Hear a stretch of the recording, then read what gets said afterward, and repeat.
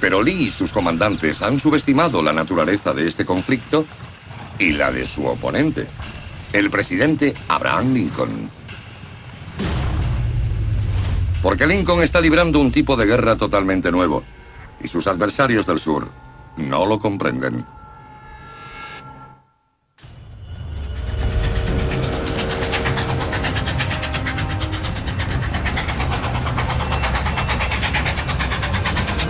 Un tren abarrotado avanza hacia el sur para reforzar al ejército de la Unión con tropas de refresco y suministros.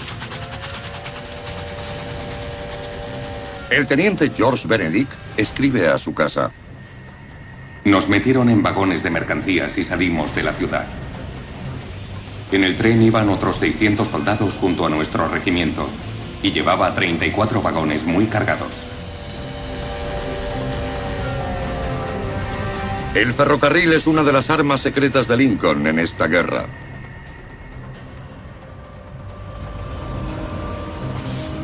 En una operación clave ordenada directamente por el presidente, 25.000 soldados de refresco son enviados al sur en un viaje de 2.000 kilómetros.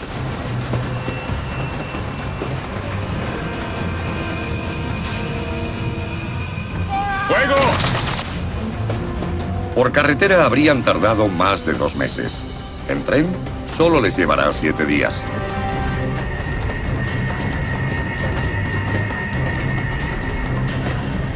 Tras su inicio en la década de 1830, la infraestructura ferroviaria de Estados Unidos ha extendido poco a poco sus tentáculos por el país.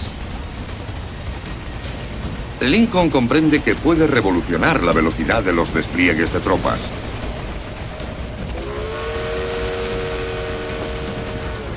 Alcanza un acuerdo con los propietarios de los ferrocarriles para poner la red del norte bajo el control del gobierno. Así, los trenes se convierten en un arma de guerra. De repente, los ejércitos, en vez de estar limitados a la velocidad a la que podían marchar, podían trasladarse al frente en tren. Y aún más importante, los suministros. Tropas y suministros salen a raudales del norte hacia el campo de batalla. Algunas líneas transportan más de 700 toneladas al día, el equivalente a 80 carros. En manos de Lincoln, los 38.000 kilómetros de vías férreas del norte se convierten en un arma de esta maquinaria bélica. Por el contrario, la red del sur solo tiene 14.500 kilómetros al comienzo de la guerra y sigue en manos privadas. En los 4 años que dura la contienda, el norte amplía la red con 6.500 kilómetros de nuevas vías frente a los 650 del sur.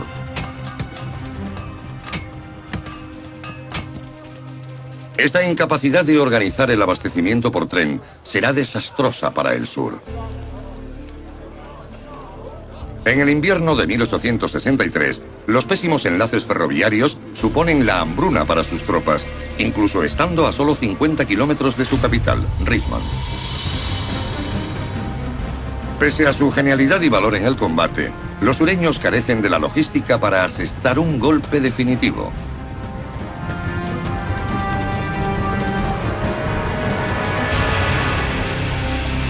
Lincoln no solo utiliza el tren. También comprende que la victoria depende de movilizar todo el poder industrial del norte para la guerra. La producción de ropa en el norte se duplica durante el conflicto. Los fabricantes de aperos empiezan a hacer espadas y el número de patentes se duplica en el curso de la guerra. Fábricas, tecnología e infraestructuras cambiarán el aspecto de Estados Unidos.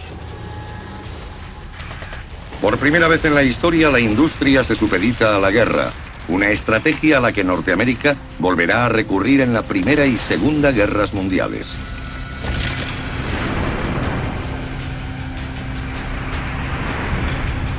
Es el nacimiento de una nueva economía integrada que se convertirá en el sello de los Estados Unidos modernos.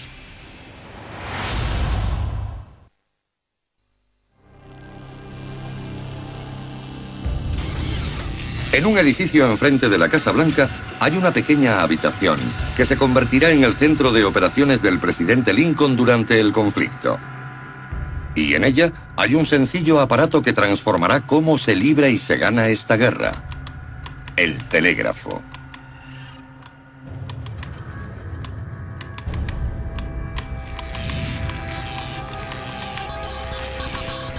La invención del código Morse en 1844 convierte al telégrafo en la primera herramienta de comunicación de masas de América.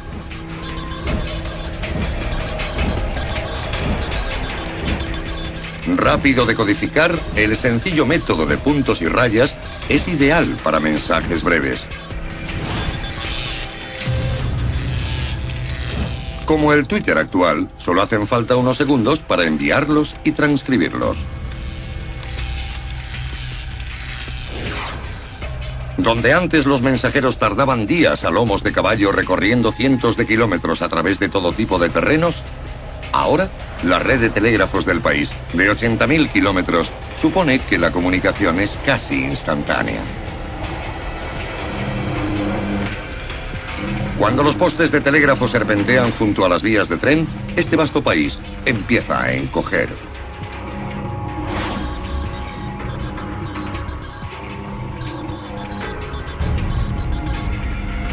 Ello transformará la naturaleza de esta guerra, ya que la información y las decisiones pueden ir y venir a la velocidad de la luz. Fue una especie de versión primitiva del correo electrónico. De repente fue posible recibir un mensaje de alguien desde San Luis o enviarlo a Nueva York en un tiempo alucinantemente corto. Lincoln se da cuenta inmediatamente del potencial del telégrafo como un arma de guerra. Insiste en la instalación de líneas telegráficas directamente al Ministerio de la Guerra. Y actúa rápidamente para poner todas las instalaciones de telégrafo de la Unión bajo control militar.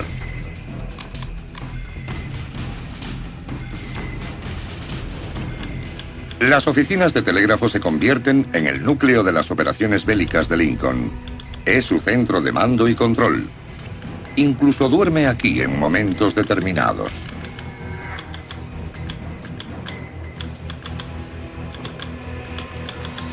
El director de la oficina de telégrafos, David Hummer Bates, describe la obsesión del presidente por la menor noticia del frente, leyendo a veces los despachos palabra a palabra a medida que se descifran.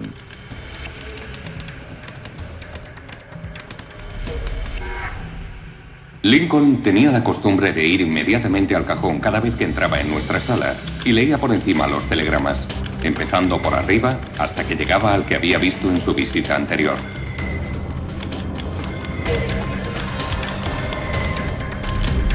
La red de telégrafos del norte extiende sus tentáculos a lo largo y ancho, llevando la información hasta Lincoln y sus comandantes en Washington.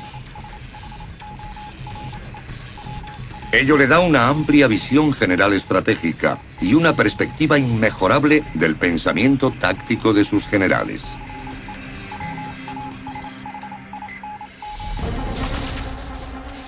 Lincoln era capaz de seguir en persona los acontecimientos de cada una de las batallas literalmente hora a hora. Eso no había sucedido antes. Para malestar de sus generales, se permite incluso dar órdenes directas diciéndoles cómo combatir. En una campaña, cuando las tropas confederadas del general Lee amenazan Washington, Lincoln responde telegrafiando órdenes directas a sus generales.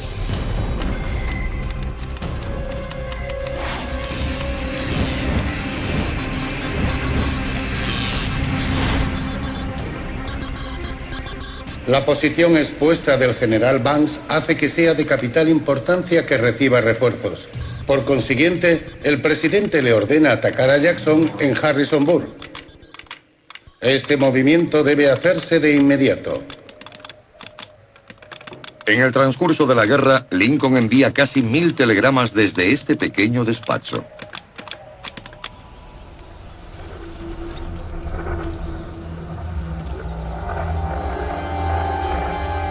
Pero el sur nunca llega a comprender el potencial del telégrafo para crear un sistema centralizado de mando y control.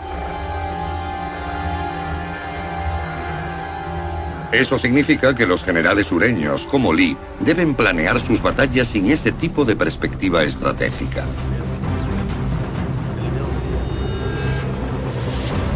A medida que la guerra continúa, Lincoln descarga el martillo de su maquinaria bélica.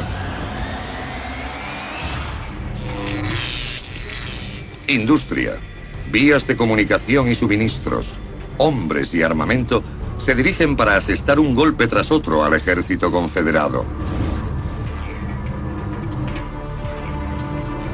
Pero el sur, alentado por la creencia en la justicia de su causa, se resiste tozudamente a darse por vencido. A resultas de ello, la mortalidad no deja de aumentar.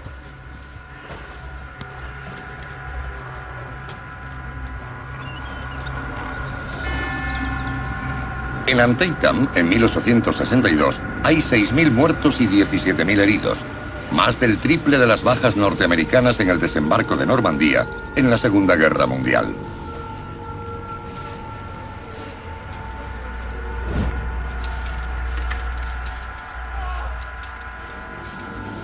La matanza expoliará una revolución en la medicina de campaña.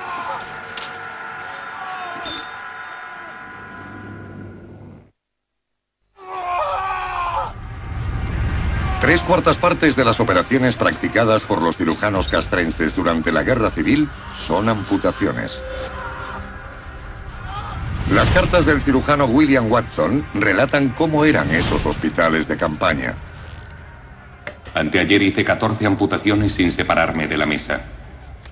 No exagero cuando digo que he practicado como mínimo 50 amputaciones. Hay muchísimos heridos gravemente en las articulaciones y todavía quedan muchas operaciones por hacer. El cirujano Theodore Diamond describe las terribles heridas provocadas por proyectiles como la bala Minié. Las fracturas, astillas y desgarros de un hueso largo producidos por la bala Minié son extraordinarios y estremecedores. Un cirujano experimentado puede cortar un miembro en solo 10 minutos. El éter y el cloroformo se usan como anestésicos. Si una bala no mata, puede hacerlo la infección. La gangrena se cobra muchas víctimas. Faltas de oxígeno, las heridas se convierten en un caldo de cultivo ideal para el Clostridium, una bacteria que secreta una toxina que destruye los tejidos. La muerte puede producirse rápidamente.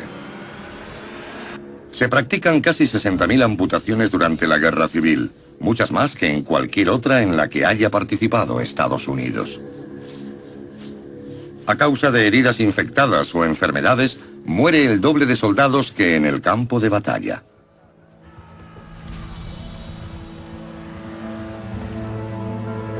Esta carnicería sin precedentes obliga a repensar por completo la medicina tradicional de campaña. Los intentos de mejorar la vida de los soldados son tan importantes como el suministro de armas y municiones. Numerosas mujeres se alistan como enfermeras de campaña. Una de ellas es Clara Barton. ¡Aquí! ¡Una sierra! Clara Barton no tiene formación ni paga. Cuando empieza, la mayoría de los enfermeros son hombres. Es una ocupación de bajo rango. Los remedios que ella propone para el cuidado de las heridas son sencillos, pero de efectos revolucionarios. Necesitan comida, ropa, cobijo, medicinas y calma. Personas tranquilas y prácticas para proporcionárselo. Insiste en que los heridos tengan a su disposición vendajes limpios, primeros auxilios, y que se les organice para atender primero a los más graves. La Guerra Civil aporta una serie de innovaciones que forjan las bases de la medicina de campaña hasta nuestros días. 20.000 mujeres se alistan como enfermeras durante la guerra. La propia Clara Barton fundará más adelante la Cruz Roja de Estados Unidos.